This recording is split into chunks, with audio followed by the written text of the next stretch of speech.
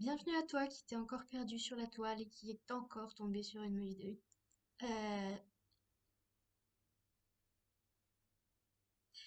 Salut à toi qui t'es encore perdu sur la toile et qui est tombé sur une de mes vidéos.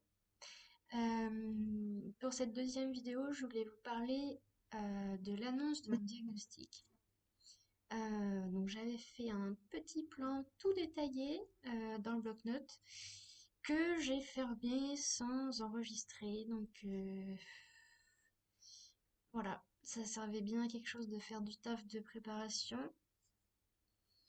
Ce que je voulais te dire en gros, c'est vraiment l'annonce de mon diagnostic. Est-ce que ça entraînait pas le diagnostic borderline? Qu'est-ce que c'est? Ça, je le ferai dans une autre vidéo. Je pense que je ferai une partie théorique sur médicalement, qu'est-ce que c'est que la pathologie borderline. Et un deuxième point sur comment ça se traduit au quotidien pour moi, en tout cas, puisqu'on est tous différents dans la pathologie.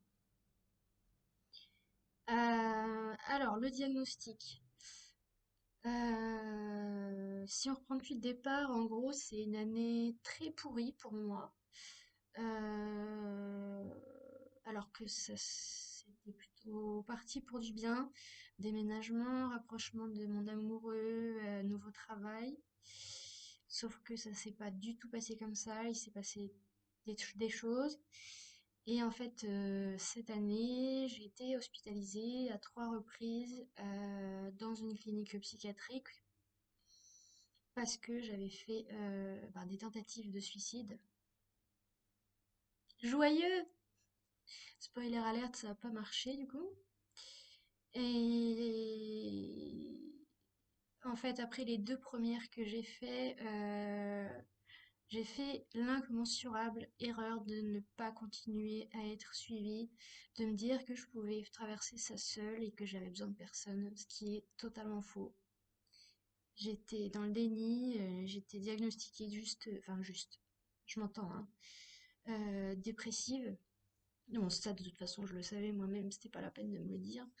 J'ai fait des études de santé, et puis même sans avoir fait des études de santé, tu sais quand tu es pas bien et tu sais quand tu es carrément en dépression. Donc voilà. Et ce qui s'est passé à la dernière hospitalisation, là, c'est que, en fait, j'étais énormément alcoolisée et je me souviens pas du tout d'avoir pris cette décision d'essayer de me tuer. Pourtant, c'est pas passé loin, j'ai passé 2 jours dans le coma quand même. À chaque fois, j'ai pris des médicaments en fait. Médicaments, alcool. Un grand classique. J'ai oublié d'ailleurs, café. Aujourd'hui, dans une merveilleuse tasse noire, non, je plaisante, il y a quelque chose derrière. Aujourd'hui, c'est les Lannister qui annoncent. Les Lannister qui sont à l'honneur. Les Lannister qui sont à l'honneur, les Lannister qui sont à l'honneur, les Lannister. C'est dur à dire. Bref. Euh, je sais plus où j'en étais.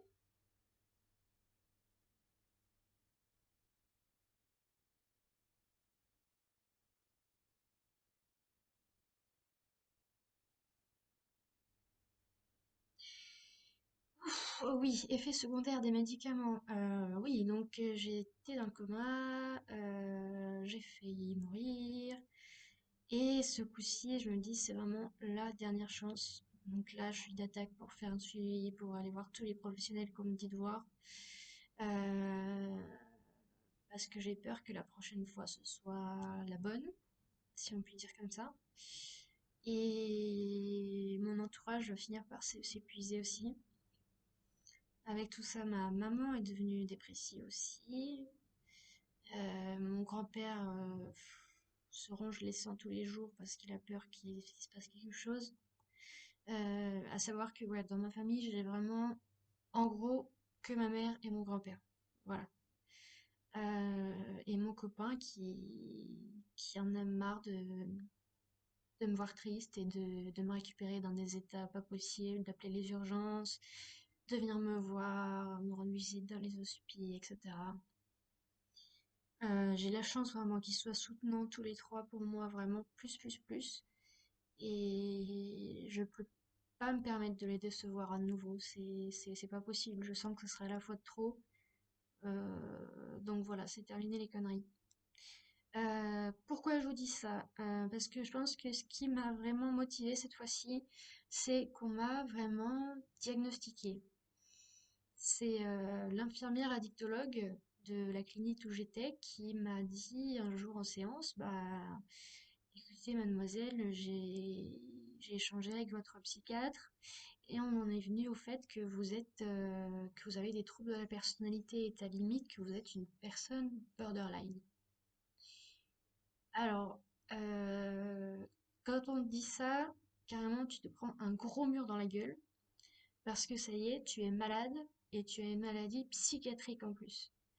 Donc, si tu fais des ratios dans la classe sociale des gens, toi, tu as vraiment l'impression, en tant que malade psychiatrique, entre, ouais, voilà, folle, d'être vraiment, tu creuses quoi.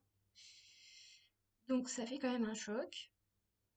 Après, moi, c'était plus de l'incompréhension au début, parce que je n'avais aucune idée de ce que c'était qu'une personne borderline. Et je ne sais toujours pas d'ailleurs expliquer précisément ce que c'est, parce que c'est très compliqué. Il y a énormément de paramètres. Comme je vous ai dit, j'essaierai de faire ça dans une prochaine vidéo, vraiment d'expliquer. Je suis en train de me battre contre les mouches, c'est impressionnant. Voilà, et je voulais dire aussi que d'un côté, j'avais pris ce grand mur dans la tête, t'es malade, et en même temps, quelque part, ça m'a enlevé un poids parce que, bah, quelque part, si j'allais mal, c'était pas de ma faute, quoi. C'était pas, j'avais pas à culpabiliser, j'étais juste malade. C'est pas moi enfin, c'est moi qui déconne dans un sens, mais c'est pas de mon fait. C'est ça, c'est dû à des expériences passées traumatisantes, alors qui sont pas nécessaires pour, enfin, je veux dire, chez toutes les personnes borderline, il n'y a pas forcément de traumatisme durant l'enfance. Tu peux très bien, malheureusement, être une personne borderline sans avoir rien demandé à personne et en ayant eu une enfance heureuse, quoi. Voilà, le diagnostic a été posé. J'en ai parlé à mes proches. J'ai pas eu l'impression qu'ils comprenaient à quel point ça pouvait avoir de l'importance pour moi. J'ai pas été en mesure de leur expliquer vraiment précisément ce que c'est que la personnalité borderline. C'est pour ça que je tiens aussi à me documenter et à vraiment étudier le sujet pour faire une vidéo et de leur montrer ensuite. Donc voilà, après je voulais savoir du coup si toi aussi tu as eu un diagnostic quand tu l'as eu et puis qu'est-ce que ça t'a fait et sur le quotidien on va dire qu'est-ce que ça t'a changé. Waouh, je suis très lumineuse là, j'ai même plus de mains. Ouais, qu'est-ce que ça a changé sur ta vie quotidienne? Moi concrètement je porte plus d'attention à mon humeur. J'essaye de faire plus attention à moins interpréter les choses que les gens disent.